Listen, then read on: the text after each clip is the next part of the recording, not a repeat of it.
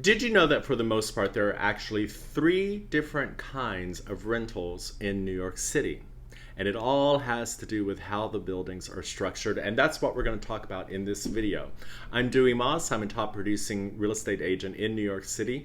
Do me a favor, if you haven't already, hit the subscribe button. There's a lot of content on this channel that I hope will be useful to you. Also, take a look at the description box below for all sorts of ways to get in contact with me directly, including a link that will let you schedule a direct consultation with me.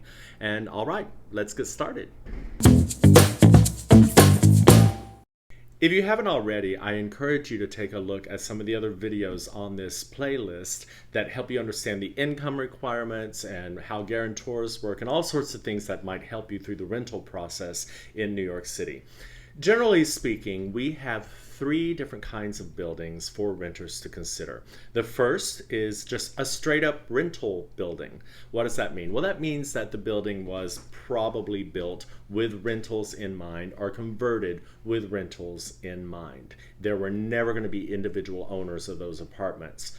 Whenever you're renting at a rental property, especially if it's a large building, chances are you're going to be renting from a large company as your landlord, or we call them property managers as your landlord. You're not really renting from an individual person. So there are lots of pros to renting in a large building like that. There are also some cons. Some of those buildings really do vary in quality, they vary in services, so you want to make sure that you're renting from a really good property manager that takes great care not just of the property but also of you as a tenant.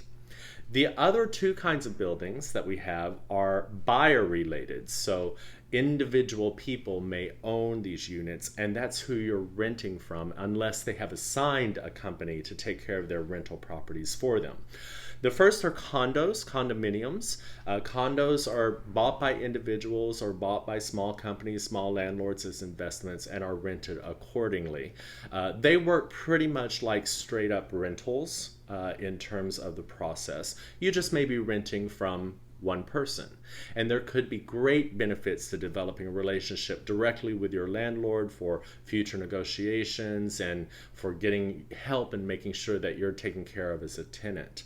The other one is a co-op. A co-op is a little bit different structure, and there's a great video that I did that explains the differences between condos and co-ops. Take a watch there, and I think that'll help you understand. But if you're renting from a co-op, you're most definitely usually renting directly from one person.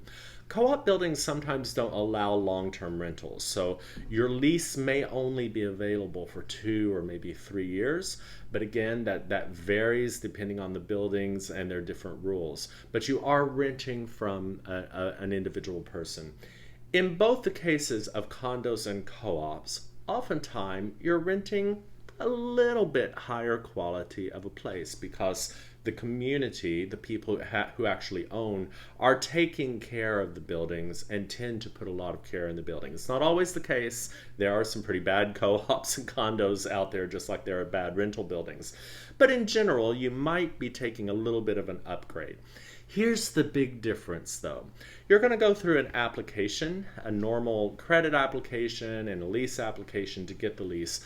But oftentimes with condos and co-ops, like the buying process, you also may have a financial application that you have to submit to the building for approval. That's in addition to your initial approval to rent. So there's an extra step in there, and it can be extensive. Some buildings, it's a very easy process. Other buildings, you're submitting the equivalent to buying the property for that board to review and for them to approve you. In some cases, it's rare, but with co-ops, in some cases, you might even have to go through an interview. So it's a longer process, but in the long run, you might have upgraded yourself to a better building, a better community, a better way of life. All right, so those are the three differences in the buildings. Hope that's helpful. Take a look at the description box for all sorts of different ways to get in touch with me directly, including a link to schedule a consultation with me. And don't forget to hit that subscribe button. Thanks for tuning in, and we'll see you next time.